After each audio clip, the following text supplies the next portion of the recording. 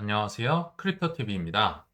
오늘은 제가 평소에 했었던 긍정적인 얘기들보다는 우리 앞을 가로막고 있는 우리가 넘어야 할 장애물들에 대해서도 현실적으로 말씀드려 보도록 하겠습니다. 먼저 8월 1일이 시작됐기 때문에 주요 일정 짧게 살펴보고 넘어가겠습니다. 참고로 오늘부터 미국이 상호 관세를 시작하는 날이잖아요. 그래서 미국과 협상을 하지 않은 나라들은 뭐 하루 이틀 내로 상호 관세 몇 퍼센트다 아마 즉각적으로 받지 않을까 생각이 듭니다. 그리고 제가 아침부터 보는 한국경제 글로벌 마켓에서 이렇게 8월 주요 일정을 캘린더로 잘 만들어줘서 한번 가져와 봤는데요. 일단 당장 오늘 밤입니다. 이게 작게 써 있어서 제가 여기 나타내 봤는데요. 오늘 밤 9시 반에 고용 보고서가 발표가 되는데 이게 조금 안 좋게 나와야 고용이 안 좋게 나와야 9월 달 금리 인하 확률이 높아질 수 있다는 것도 좀 생각을 해주시면 되고요. 또 저희가 굉장히 많이 강조를 했던 ISM 협회에서 나오는 제조업 PMI 지수, 서비스업이 아닙니다. 제조업 PMI 지수가 역시 오늘 밤 11시에 나오는데 요거는 높으면 높을수록 좋다는 거였죠. 이게 60 근처까지 가면 아마도 뭐 사이클 정점에 가까울 것이다 얘기를 드렸는데 몇이 나올지도 한번 지켜보시면 될 것 같고요. 자, 그리고 8월 12일에 CPI 물가가 나오는데 이것도 조금 중요할 것 같아요. 왜냐하면 금리 결정은 9월에 하지만 8월 22일에 잭슨홀 미팅에 제롬 파울이 나와서 분명히 금리 관련 얘기를 할 거거든요. 이 CPI가 많이 떨어져 있어야 여기에서 그나마 비둘기적인 발언을 할 수 있다는 것도 염두에 두시면 좋을 것 같습니다. 그리고 뭐 29일에 PC 물가도 있는데 이건 너무 뒤에 있어서 일단 넘어가도록 하겠습니다. 또 하나 추가적으로 상원과 미국의 하원 의원에서 휴회를 곧 선언을 하거든요. 여름방학을 간다는 뜻이죠. 원래는 하원은 지금 이미 7월 말부터 8월 1일까지 휴회를 이미 하고 있고, 자, 이 둘이 공통적으로 또 8월 4일부터 9월 1일까지 몽땅 쉽니다. 그래서 뭐 법이나 여러 가지가 이제 추진은 되지 않겠죠. 근데 하나 특이한 점은 올해만큼은 트럼프 대통령이 상원 의원들에 한해서 휴회를 취소할 것을 요청을 하고 있다고 합니다. 필요하면 너네들 나올 수 있어. 그래서 상원 의원들은 휴가를 갈 때 약간 뒤통수가 뜨끈뜨끈할 수 있다는 것도 참고를 해주시면 좋을 것 같습니다. 자, 이제 본론으로 들어가서 우리는 여전히 강세장 안에 있습니다. 요거는 분명한 사실이지만 8월에 의외로 넘어야 할 장애물들도 많다는 것을 좀 참고로 말씀을 드리겠습니다. 그 중에 하나가 비트코인의 최근에 차익 실현이 급증을 하고 있다. 근데 예전에는 제가 7월 중순쯤부터 해서 뭐 14년 묵은 고래, 14.5년 묵은 고래 뭐 이런 전통 고래에 대해서 얘기를 드렸다면 최근의 차익 실현은 신규 고래들이 주도하고 있다라고 하네요. 그러면서 크립토 퀀트에서 얘기를 해주는 건데 이번 강세장에서는 세 번째 차익 실현 매도세를 경험하고 있다. 첫 번째가 언제였을까요? 24년도 3월, 두 번째가 24년도 12월에 이어서 현재 차익 실현이 굉장히 많아지고 있다는 거죠. 그래서 실현 이익은 7월 말 기준으로 60억 달러에서 80억 달러로 급증을 하고 있다라고 하는데 매도를 주도한 것들은 신규 고래들이었다고 한다. 뭐 다행일 수도 있을 것 같아요. 왜냐하면 신규 고래는 생각보다 이 코인을 많이 들고 있지는 않을 거거든요. 근데 구체적으로 알아보기 위해서 전통 고래와 신규 고래를 제가 한번 참고 삼아 조사를 해봤습니다. 전통 고래는 오랫동안 들고 있는 뭐 개인 투자자, 창시자, 장기 보유자를 포함하고요. 신규 고래는 최근에서야 한 1000개 이상씩을 산 보유자. 그러니까 막 개수가 엄청나게 많지는 않지만 최근에 샀다. 그리고 주로 기관 투자자 또는 기업일 가능성이 높다라는 건데요. 자, 여기서 확인할 수 있는 게 지금 많은 기관들, 뭐 기업들이 전략 비축을 한다고 나섰지만 모두가 스트래티지처럼 될 수가 없다는 겁니다.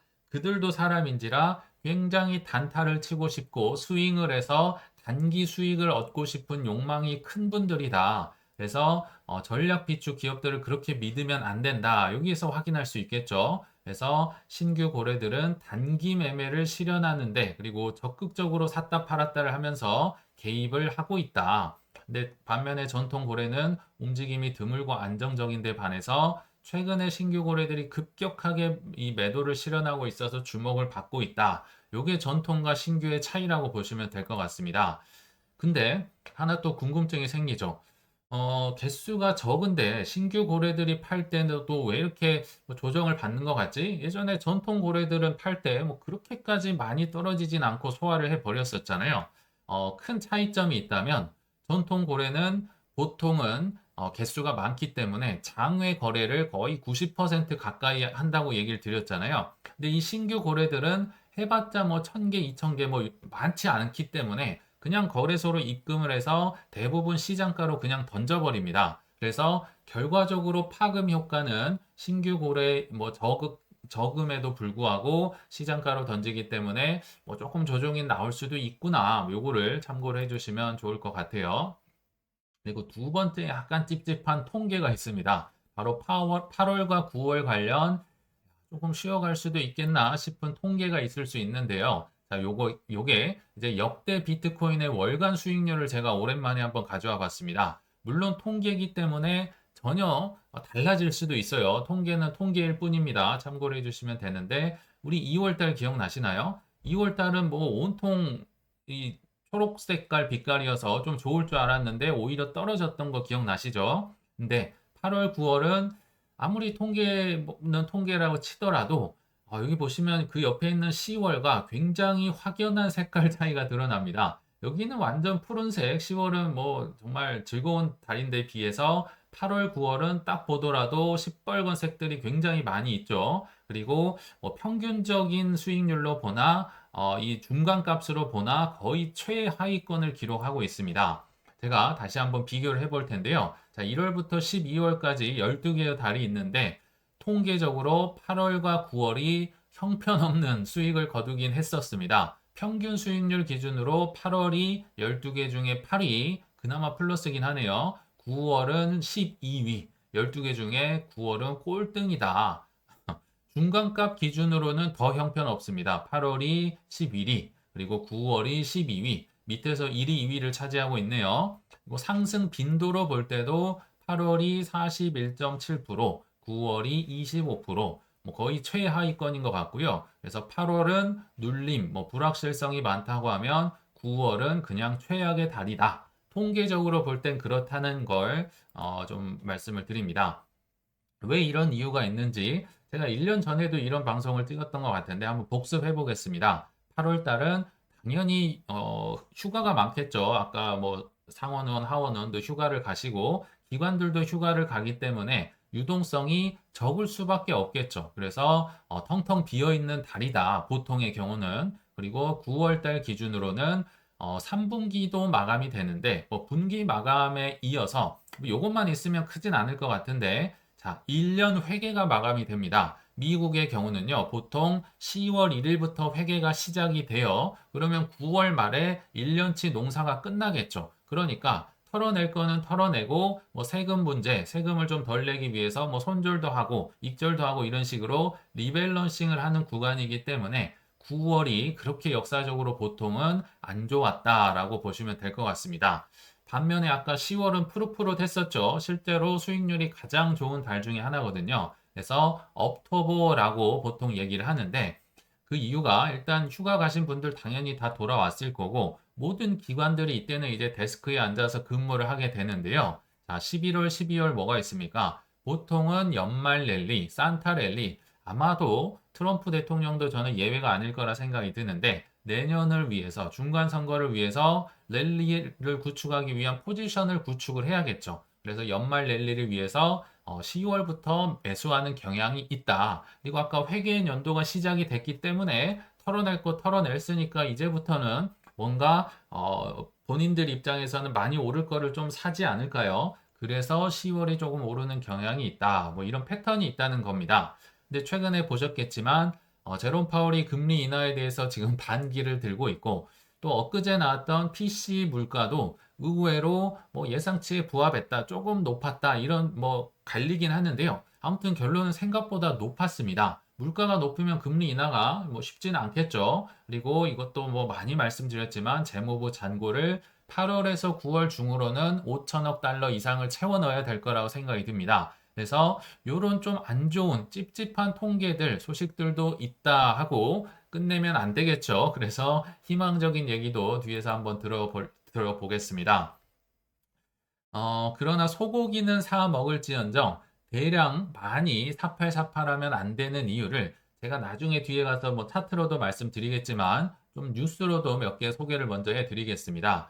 자, 최근에 이 스캇 베센트 재무장관이 국채 발행 계획을 이제 분기별로도 구체적으로 발표를 했습니다. 근데 결론만 얘기 드리면 기본 스탠스 가이던스는 유지를 하되 장기물에 대한 바이백을 뭐 규모도 그렇고 분기당 2회에서 4회로 확대하겠다라고 얼마 전에 발표를 했었습니다. 더 쉽게 얘기 드리면 스캇 베센트가 제롬 파월이 지금 유동성 공급 안 하고 금리 인하 안 하고 있기 때문에 내가 상황 봐서 돈을 좀 더 풀어줄게 라고 이해를 하시면 좋습니다. 근데 이게 굉장히 이례적인 얘기거든요. 왜냐하면 연준과 재무부가 지금 보통은 손 꼭 잡고 같은 방향으로 달려가는 데 반해서 지금 서로 다른 행보를 보이고 있다는 게 좀 이례적이라고 보시면 될 것 같고요. 그래서 예전에 비해 달라진 점만 제가 한번 말씀을 드리면 자, 바이백 다시 산다는 거죠. 장기물을. 그래서 분기당 2회에서 4회로 많이 사겠다. 특히나 10년물에서 30년물, 즉 장기물은 내가 컨트롤하겠다. 뭐 장기물 당신들이 뭐 금리 올리려고 생각도 하지 마라. 뭐 헤지 펀드나 하이에나들 대상으로 이거는 나라에서 관리를 하겠다. 뭐 선전포고를 하는 거라고 보시면 됩니다. 그리고 전체 바이백 한도도 뭐 분기당 300억 달러에서 380억 달러, 뭐 현금 관리용도 1,200억 달러에서 1,500억 달러. 물론 규모가 어마어마하게 큰 건 아닌데요. 지금 최초로 정부가 개입하겠다. 장기물은 내가 관리하겠다. 이렇게 좀 경고성으로 너네들 뭐 헤지 펀드들 나서지 마. 이렇게 좀 선전포고를 했다고 보시면 좋을 것 같아요. 그리고 바이백에 대한 직접 참여 기관도 확대를 합니다. 보니까 일부 거래 기간에 한해서 바이백에 직접 참여할 수 있는 권한을 빠르면 26년부터 부여할 예정이다. 재무부만 사는 게 아니라 내가 뭐 전통 금융들 뭐 JP모건이나 지금 제가 일부 거래 기관이 어떤 데인지 궁금해서 찾아보니까요. 일단 뭐 JP모건 같은 전통 은행 금융도 있지만 의외로 헤지 펀드들 그 무서운 형아들 있죠. 시타델, 버투, 뭐 제인 스트리트 이런 데도 이 일부 거래 기간에 포함이 된다고 합니다. 근데 안심할 거는 바이백은 사는 거예요. 파는 게 아니기 때문에 이런 친구들까지도 내가 고용을 해서 특히 장기물 요것들 많이 사게 할 수 있어. 그러니까 장기물 가지고 장난칠 생각 하지 마. 계속 이런 메시지를 주고 있다고 보시면 되고요. 또 하나 단기 국채 발행이 소폭 늘어날 예정이다. 9월까지 유지 이후에 7월에 추가 확대 가능성. 여기서 재무부의 작전을 알 수 있을 것 같습니다. 장기물은 많이 찍지 않아요. 장기물은 지금 고금리이기 때문에 아직도 부담이 되죠. 그래서 바이백을 오히려 사주면서 장기물 금리를 좀 낮추려고 하고 내가 주 이제 쟁점을 삼는 건 단기 국채다. 단기 국채는 빨리 돌려막기를 하면 되니까 요거를 몽땅 늘려서 돈 파티 나중에 유동성 파티를 할 때 단기 국채를 많이 사겠다. 그래서 스테이블 코인 법안 지니어스를 빨리 통과를 시켰고 은행들 SLR 규제 완화를 통해서 단기 국채를 요걸로 소화를 하려는 거구나. 이렇게 장기는 이렇게 컨트롤하고 단기는 그렇게 컨트롤한다. 그래서 결국 트럼프 정부는 유동성은 내가 이제 컨트롤을 할 거고 늘릴 거라는 명확한 메시지를 최근에 보내줬다라고 생각을 해주시면 어떨까? 소개를 한번 드렸습니다. 그리고 또 다른 든든한 지원군이 있어서 한번 소개를 해드릴 텐데요. 야, 드디어 회개를 한 것 같습니다. JP모건의 종필이 형이 최근에 제가 왜 회개를 했다고 표현을 했냐면요. 진짜 이렇게 얘기를 했습니다. 스테이블 코인 이제는 믿는다. 믿는다. CNBC 인터뷰에서 스테이블, 뭐 물론 비트코인이라고는 안 하죠. 뭐 자존심이 있으니까. 그러나 이제는 믿는다. 근데 그것도 이제 고객 수요 때문에 어쩔 수 없이 한 거지. 회사의 내부 심리 때문은 그러니까 내 뜻은 아니다. 니들이 원해서 했다. 뭐 이런 식으로 이제 발뺌은 했는데, 자, 말은 최근에서야 좀 고와졌잖아요. 좀 바뀐 것 같고. 그러나 행동은 사실 예전부터 많이 바뀌었습니다. 요건 꾸준히 했었지만 많이 바뀌었다고 예전에 소개를 드렸었죠. 자, JP모건은요.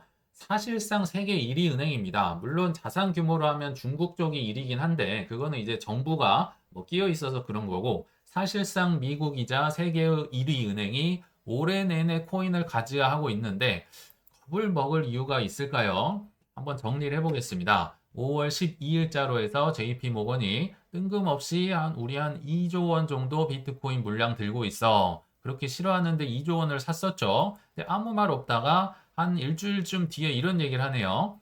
반 비트코인 CEO가 고객의 비트코인 구매를 고객이 원하기 때문에 허용하겠다. 마치 지금처럼 지금 시작하는 것처럼 얘기하는데요. 이때 이미 다 사놓고 이거 1분기에 사놨던 게 2분기에 발표된 거거든요. 이미 1분기에 다 사놓고 이제 이분들을 위해 내가 허용하겠다. 뭐 뒷북 치는 듯한 기사가 나오네요. 그리고 역시 5월 14일에 온도로 국채 튀김을 팔겠다. 뭐 튀김 장수로 변신도 했고요.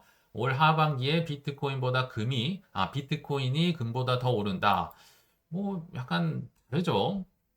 이미 달라졌죠. 그래서 6월 5일자로 해서 암호화폐 ETF 담보대출 제공을 계획하겠다. 뭐 계획이 아니라 보통은 이미 실행 단계에 와 있을 때 이런 발표를 한다는 거죠. 일단은 블랙락의 비트코인 ETF가 가장 이제 명확성이 있고 사람들이 선호하니까 그걸로 출발을 하겠지만 분명히 비트코인 ETF가 아니에요. 암호화폐 ETF로 넓혀가겠다. 그래서 많이 사람들이 담보대출을 맡기면 그 사람의 신용도가 올라가서 더 빌려주겠다. 뭐 이런 얘기도 했던 거 기억납니다. 그리고 7월 22일자 되니까 이제는 ETF가 아니라 비트코인, 이더리움 이하 주요 암호화폐로 담보대출을 검토하겠다.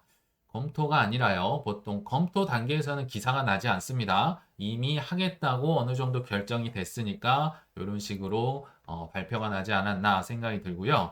혹시 보셨을 거예요. JP모건이 이 미국의 대표 코인베이스 거래소와 파트너십을 맺으면서 고객들의 코인 구매를 이제는 지원하겠답니다.